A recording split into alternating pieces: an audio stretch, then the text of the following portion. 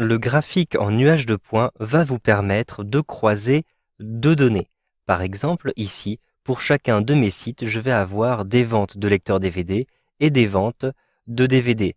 Je vais ainsi, par exemple, pouvoir décider que les lecteurs DVD, la vente des lecteurs DVD sera affichée en abscisse et la vente des DVD elle-même sera affichée en ordonnée. Je vais ainsi pouvoir me rendre compte du rapport entre ces deux éléments. Vous allez ainsi pouvoir créer des corrélations. Vous allez voir comment cela fonctionne.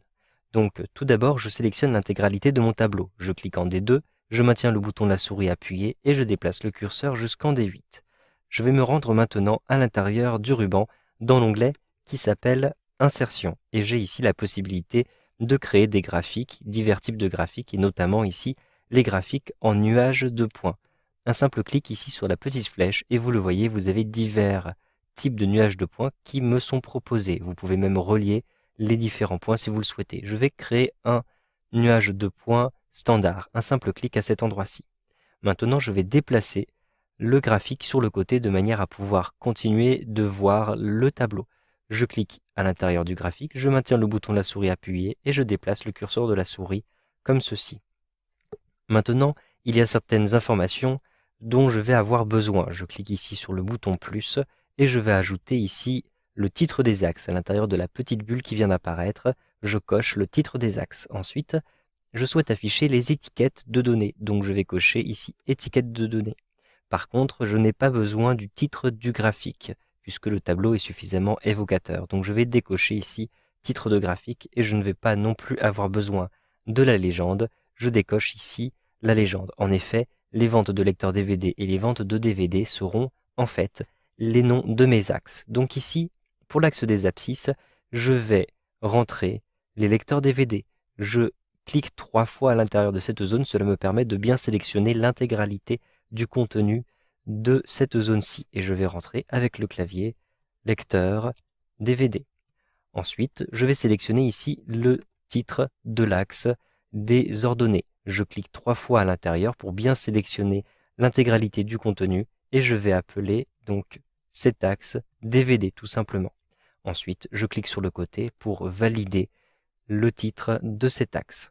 Maintenant, je souhaite que chaque point ici représente un site. Vous voyez que je vais avoir deux séries, ce n'est pas ce que je souhaite. Je vais donc supprimer les différentes données. Je me rends à l'intérieur de l'onglet Création. Et ici, je vais cliquer sur l'outil Sélectionner des données pour modifier les données qui seront présentes. Je clique sur Sélectionner les données et je vais supprimer les différentes données qui se trouvent à cet endroit-ci. Je vais maintenant ajouter de nouvelles données.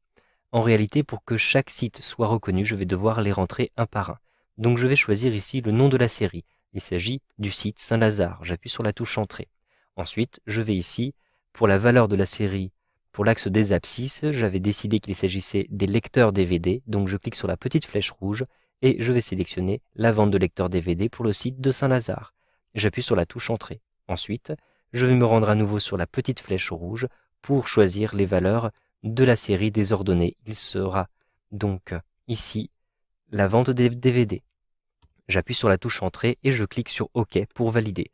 J'ai donc maintenant un premier site qui a été ajouté. Je vais faire la même opération pour les différents sites qui se trouvent à l'intérieur de mon tableau. Donc je clique à nouveau sur Ajouter et je choisis le nom de la série, la valeur de la série et enfin les ordonnées comme ceci. Je vais encore en ajouter quelques-uns. Donc je clique sur Ajouter.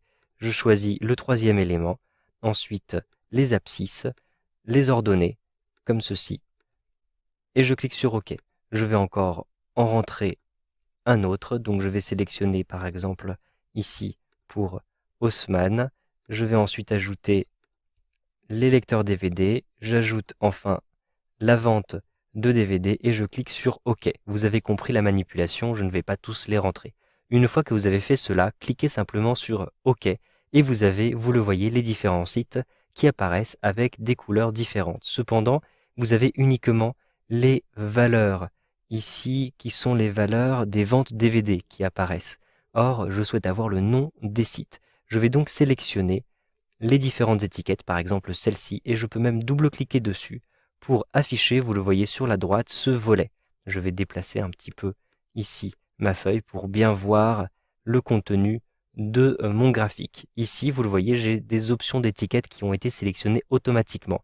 Et ce sont bien les valeurs Y qui sont affichées dans les étiquettes. Donc je vais décocher ceci, et ce sont bien les valeurs Y qui sont affichées à l'intérieur de ces étiquettes. Je souhaite au contraire avoir les noms de série, donc je vais cocher ici nom de série, et je décoche ici la valeur Y. Je peux ainsi sélectionner les différentes étiquettes et remplacer à chaque fois la valeur Y par le nom de série. Donc vous le voyez, vous pouvez très rapidement sélectionner les différentes étiquettes et modifier à l'aide de ce volet de droite qui reste toujours affiché.